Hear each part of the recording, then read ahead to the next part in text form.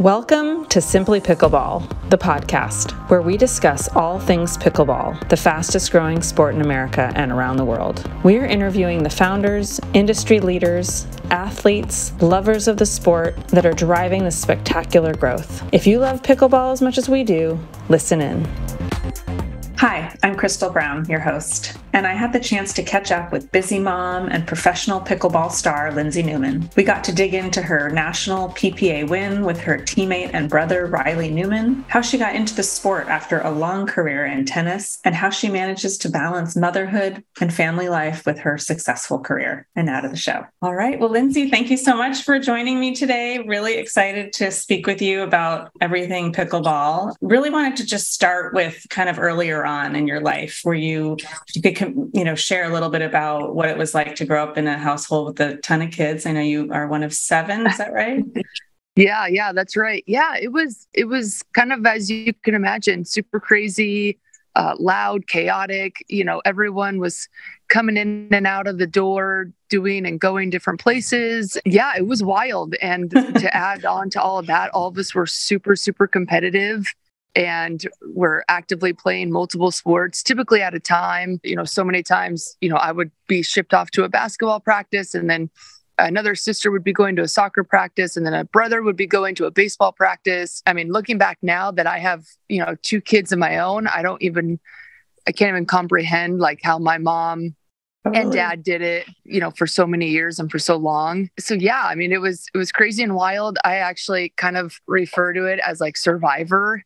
Where everyone's, you're kind of on a team, but you're honestly kind of just trying to survive yourself. There are multiple times where, dinner was made and sometimes if you didn't eat fast enough, there wasn't enough, enough for seconds. And So yeah, definitely kind of a survivor household. There were times when, we'd be fighting over who had to go to bed first, and instead of just one of us kind of manning up and going, we would, play ping pong, or we had a little basketball hoop in our living room and we would shoot free throws and the loser had to go first and do that sort of thing. So, like I said, really, really competitive, but also very, very loving. We had the absolute best parents in the whole world. Yeah, it was fun. I've heard stories about that. I have a friend who has 5 siblings, all boys, and it would be definitely a fight for who got to have seconds for dinner. And then they eat fast to this day. They still kind of eat fast. Yeah, it's crazy. I mean, I can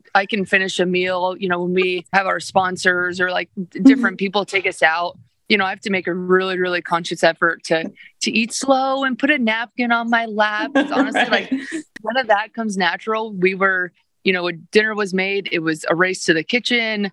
You got what you got, and then you just shoveled it in, and half the time you didn't chew it, you just swallowed it. Yeah. So like you said, I totally relate to that. And you have to kind of be more aware of that now as an adult.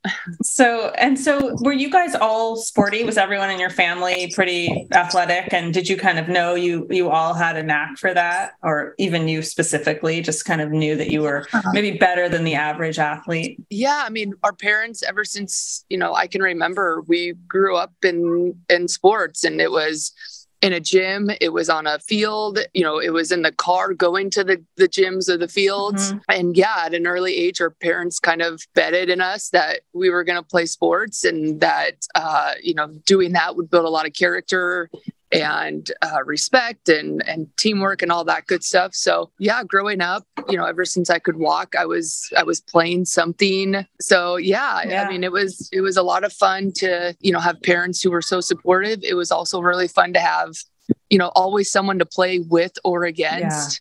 For me, it was a lot of times Riley. We were always kind of, I would say probably the most competitive, most athletic ones of the family. So many times we would go to the tennis court and we'd duke it out in singles, and early on I would do a lot of the winning, and he would get so mad that he would actually pick up a tennis ball and hit the ball at me as hard as he could. And we got in a lot of fights growing up about, who won, who lost. That was a bad line call. You're a cheater. You don't know the score. Things like that. Right now, we get along a lot better. Obviously, that sort of stuff isn't as big of an issue. But Where do you guys fall in terms? Are you guys?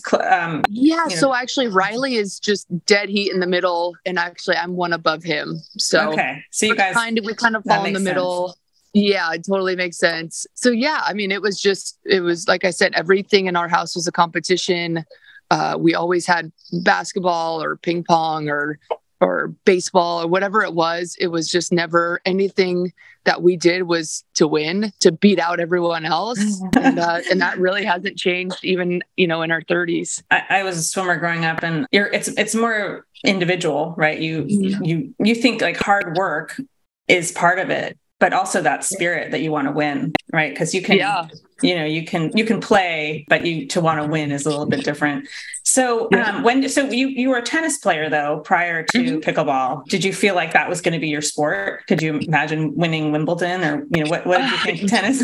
I mean, I don't think I was that silly. I grew up, like you said, on a small island. None of us ever had like private coaching lessons. Money was pretty tight growing up. I used to sit in front of the TV for hours and hours and watch the tennis tournaments and just tried to do what, Lindsay Davenport or Maria Sharapova and like all those girls were doing, and tried to just do it to the best of my abilities because we just never could afford private lessons. So tennis was definitely kind of my favorite sport, I think. I also did volleyball and basketball. Those were kind of my big three sports that I played. And honestly, I really, really love volleyball too. So no, I never thought I would make it in the big leagues or the pro, but my goal growing up for sure was to get a Division I scholarship. And I did that because I worked really, really hard and always wanted it, in my opinion, more than, the person on the other side of the net. I ended up getting a Division I scholarship. And then, actually, when I found pickleball, I was reffing basketball because tell me about that. I'm curious about that. For a really long time, I wanted to ref in like the WNBA and NBA, and that's really, really what I wanted to do. I was reffing. I got to Division II, so one away from Division I, and my boss at the time found out I played Division I college tennis, and he's like, "You should play pickleball. It's a lot of fun." And I was pretty fresh out of college, and I was like, no, like pickleball is for old people. I'm a D1 athlete. Like, I'm too good for that. He was like, but that's what you thought growing up, because I mean, not even around the country, not a lot of people had heard about it, but you'd heard of pickleball earlier on. I mean, I think I played it once or twice, in PE, in middle school or high school. Never touched it after that. And then, my boss, when I was reffing college basketball, actually kind of informed me about it, because I didn't think it was anything past a PE sport. So he thought maybe you'd have a knack for it. And so he found out both Riley and I played Division I tennis, brought us out to Pickleball Central in kind of the Seattle area. And Riley and I played for like 4 or 5 hours that first time, and just absolutely, like everyone else, got hooked on it. And our boss, his name's Mark Cook at the time, was like, well, there's a tournament in Oregon. You guys should come and play. And of course, Riley and I, being ultra competitive, were like, yeah, let's do it. So I actually went to a Taylor Swift concert the night before, ended up taking our parents' car, driving all through the night. We slept in a casino parking lot the night before the tournament, showed up to the tournament and ended up entering in like the 5-0 pro mixed doubles bracket, and showed up to the tournament. We didn't have our own paddles. We didn't know how to keep score. We were all over the place. We were borrowing people's paddles. We just had no clue what we were doing. But for God's reason, we ended up winning the tournament. We got first place that first tournament. And actually, there was a rep from Paddle Tech that was there who offered us our first endorsement deal. Winning, after at that same tournament, we signed with Paddle Tech, and we won like $330 and thought we were the richest people on the planet. And the way home, both Riley and I kind of looked at each other and we were like, well, what should we do? Should we kind of do this? And on the very long car ride home, we were like, yeah, let's do it. So that's kind of how it all got started. Isn't that amazing how just like one twist can sort of change the direction of your life? It's wild. We think about it all the time too. Well, especially now that Taylor Swift her concert tickets are going for like I know $2,000. what I would do to go to a Taylor Swift concert again. Maybe if she plays pickleball, we'll change a lesson for a concert ticket. Exactly. That's a good idea, actually. I bet she does. So you were in Washington, and how did you after college, how did you make your way? You ended up living in Arizona for a while. Is that right? Ended up marrying my high school sweetheart. So we've been together, oh my gosh, like 15, 17 years now. And he was working for Boeing at the time, and he got an opportunity to take kind of a job promotion in Arizona. And we thought, yeah, why not? What the heck? At that point, we had no kids. We were just dating. So we were pretty flexible. And yeah, it had nothing to do with pickleball or anything else. It was simply because he had a better job opportunity. So we moved from kind of the Seattle area to Arizona, technically Queen Creek, kind of by Mesa, and lived there for a few years. And then, golly, like a month or two ago, bought a house in the Denton, Texas area. So that's where we reside right now. And but was there a lot of pickleball in Arizona as well when you were there? Yeah, there was a ton. It's almost like seeing a Starbucks coffee place. Like no matter where you look, there's always one right there. And that's how it's like great. In Arizona. I had a couple pretty bad, but technically a couple courts in my own community. And then there were complexes getting put up all over the place. I was actually 8 minutes from Legacy in Mesa, that new complex. And so yeah, always lots of play. A lot of people have private courts. That's pretty popular in Arizona. So even if, the public courts were too busy, you always almost could get yourself onto a private court fairly easily. And is that the same now that you've moved to Texas? Are you finding there's a big pickleball community for you there?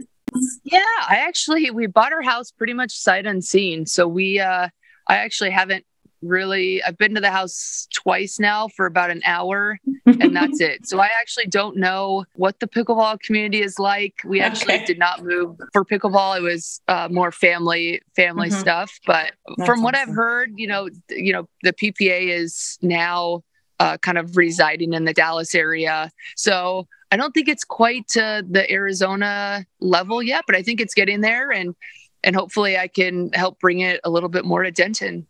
Yeah, that's awesome.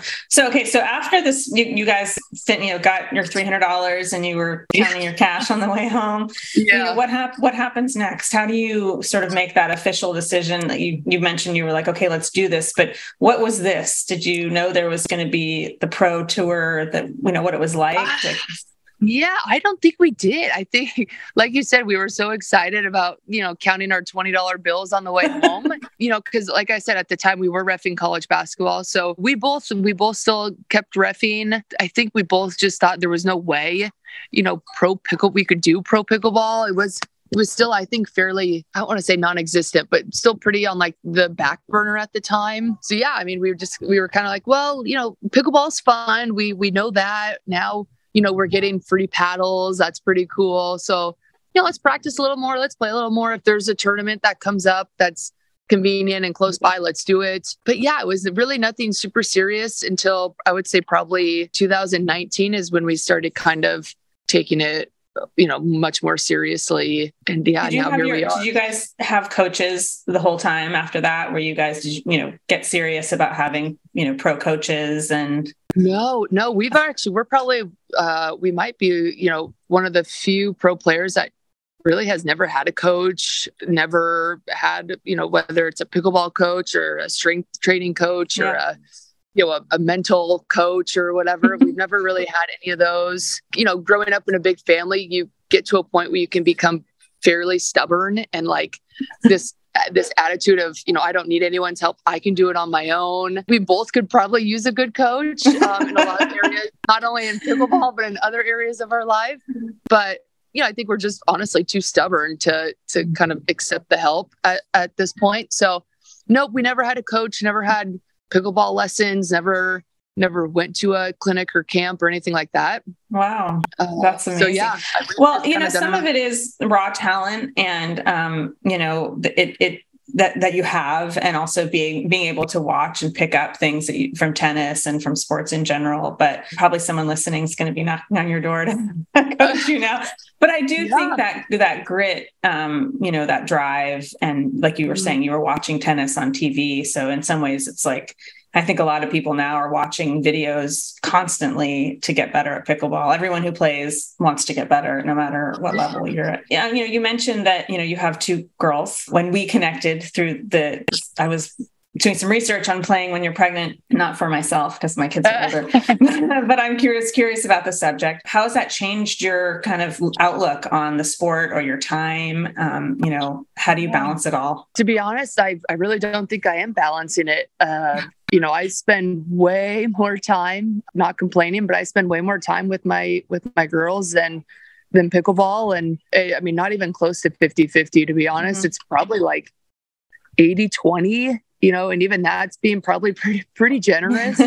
I think they're so cute and they're so fun. And I don't want to be a parent that has kids and then, has someone else raise them. I was a babysitter and nanny for a really big chunk of growing up, from 13 years old to 24-ish. And I'm not knacky, I'm not dissing the parents that do that. I get sometimes it's a necessity and you have to do that. And I totally get that. But for me, I'm, way too blessed and lucky that I don't really need to, to work and to have someone else raise my kids. So, if I'm able to be around them as much as I can and not miss their first steps and not miss when they learn how to ride a bike with no training wheels, then I'm going to do that without even blinking twice. And that's kind of just me as a person.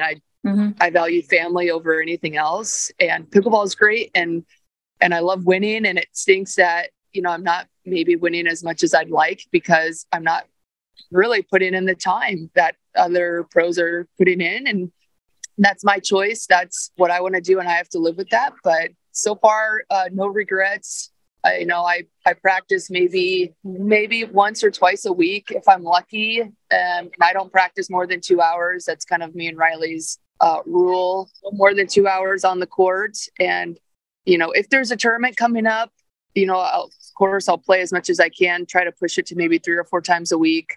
But if there's no tournaments going on and I have a break, I prioritize family and I'm only on the court, maybe once or twice a week.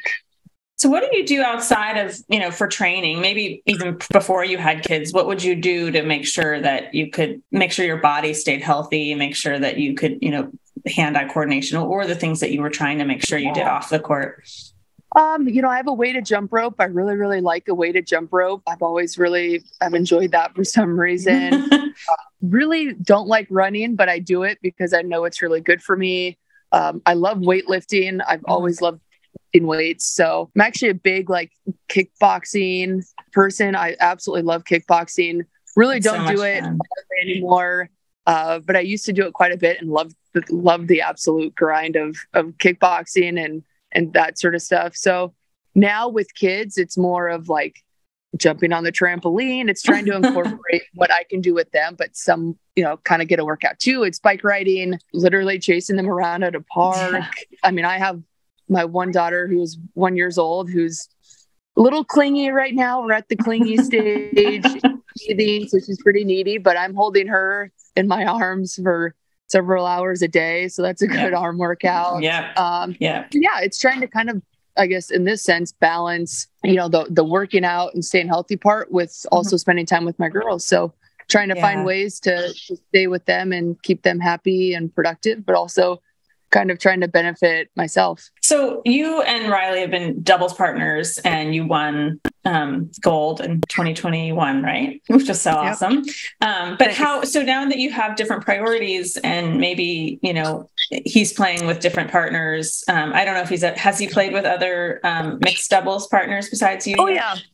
Okay. Yeah, for sure. Yep. And you realize his career is going to go in one direction and you guys feel, I mean, you're mature now. You're not 14 years old competing, but still, I mean, you were his first mixed doubles partner. And, I'm sure you guys had to talk about what's next for his career versus yours. Yeah. I mean, it's a tough conversation for me because more than anything, I always told myself that pickleball was fun, but it was also a way for me to spend time with him, because like I said earlier, we're, of all the siblings that, we're fairly close. And yeah, pickleball was a chance for me to just get to hang out with him more and compete with him, which I never thought I would be able to really do in adulthood. I also know that, like you said, my priorities have drastically changed, and pickleball really doesn't do what it did for me earlier on, now that I have, kids and a husband.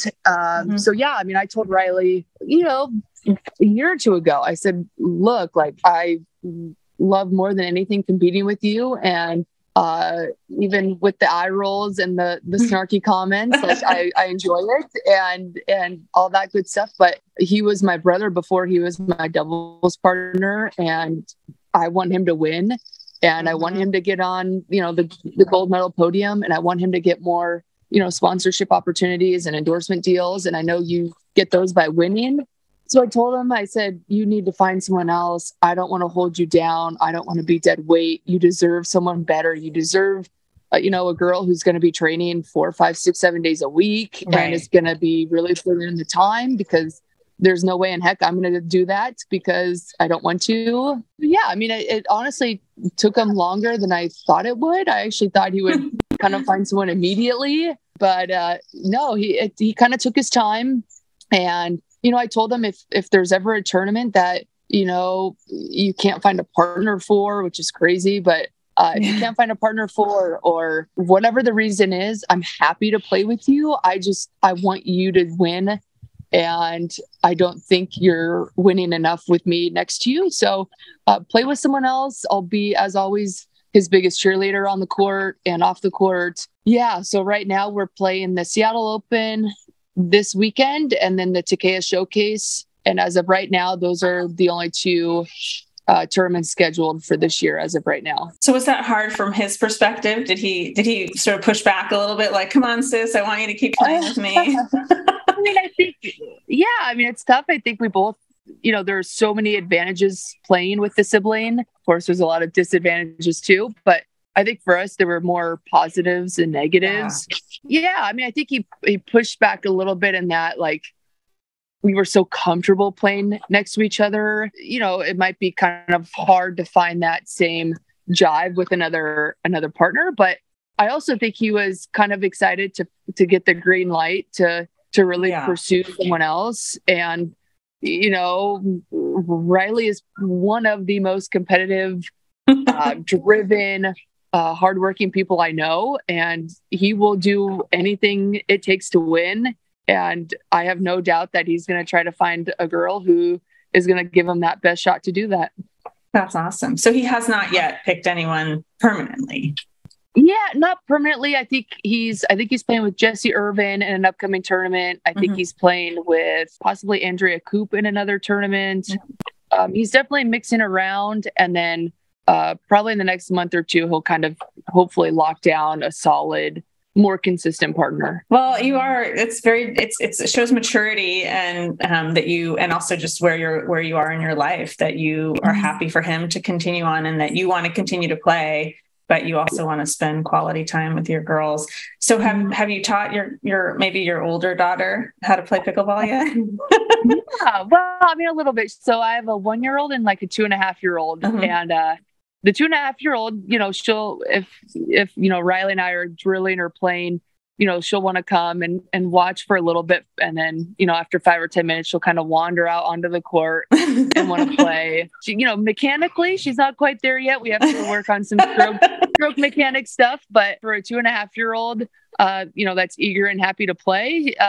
Yeah, she's got it, hopefully, that's awesome. She'll pick another sport that pays a little better. I would love for her to be a tennis player, but yeah, she likes playing, and the more we can get her out onto the court, onto a field, anything athletic wise, I would be very happy with that. Well, it's interesting because I just did an interview with, and sort of the subject matter of collegiate pickleball and sort of what's the future. And I feel like there's going to be some rapid increases in interest, and already you can see young players. And I guess maybe in Washington, that's always been the case, that maybe it was in PE and being taught, but I think around the country, it's taken its time and now it's just exploding. And so I do think there'll be some opportunities for college scholarships down the road for sure.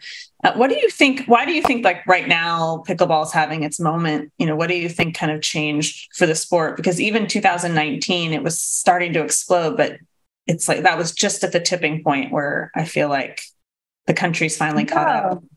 Yeah. I mean, honestly, I think it's one of those things that, there's no age restriction. There's no gender restriction. There's no, honestly, income restriction. It's something that you could literally go to a park and play for free. It's cheap entertainment because it's most of the time doesn't cost anything to play. Everyone's super welcoming and friendly. I think tennis kind of got a bad rep because it can be a little cliquey. And, from what I see, at least pickleball really isn't. It's everyone's more than willing to help you learn how to play and to play with you and against you. And it's fun. Like, you meet so many people. I mean, for me at least, I got to travel to places, I never, ever probably would have gone to, unless I had a reason to, and pickleball was that reason for me. So it's just the opportunities to play, meet new people, have fun, not break the bank by, going to a Taylor Swift concert and spending hundreds or thousands of dollars. I know. So all of those reasons. What's next for you? I totally understand wanting to spend time with your kids, and they're only little ones. So I definitely encourage that. But just for you personally, what are the things you're focusing on, outside of momhood? Yeah, outside of it, honestly, not much, but, yeah, I mean, I would love to continue to play pickleball. I've had a lot of fun doing it. I want to keep doing it. So I would like to continue to play for as long as I can be competitive for. As soon as I start doing tournaments and am going 0-2, or getting wiped off the court, getting beat 2-11, is probably when I'll start thinking about early retirement. But as of right now, I feel like I'm still pretty competitive, even only playing once or twice a week. So I'm going to play for as long as I can. I'm going to ride the wave. And then after that, we'll see. I still want to have more kids. I love real estate. So possibly doing something in real estate down the line. Obviously, everyone wants to travel more. So I'll add that to the list, and we'll see what happens. Making plans is always tough because, life changes. So we'll see. Yes. Well, it's exciting, and you're in a really exciting space. And like I said, I think it's really inspiring for a lot of players in general, female players, mom players, and I know a lot of the players now are young. I just went to the exhibition in San Francisco and saw Anna Lee there and Paris and some of these younger players. But for them to also have some sort of sense that you can keep playing even as you decide to have a family and change priorities, it is really inspirational. So I appreciate you sharing your story with us and, cheering you on and excited for the sport. I mean, you and your brother both are making a name for the sport. And for a lot of people, they really make that connection by getting to know the players and feel excited. And I think the pickleball scene is really on the rise. So it's exciting. You were a groundbreaking in the forefront.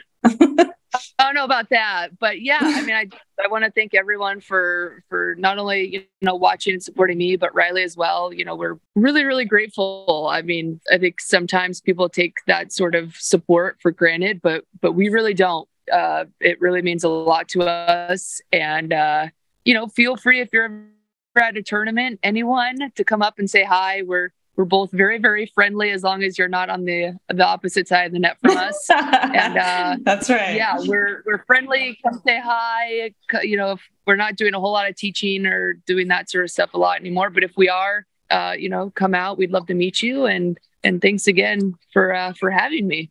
Awesome. Well, thank you again. All right. Enjoy the rest of your day with your girls, and hopefully we'll catch up with you soon. Absolutely. Thank you so much. Okay. Bye. Hey guys, thanks for listening to Simply Pickleball. We will be back very soon with great interviews, discussions, and more, all about pickleball. Don't forget to subscribe to our channels on YouTube, Twitter, Instagram, or any of your favorite podcasting outlets. Until next time, happy dinking.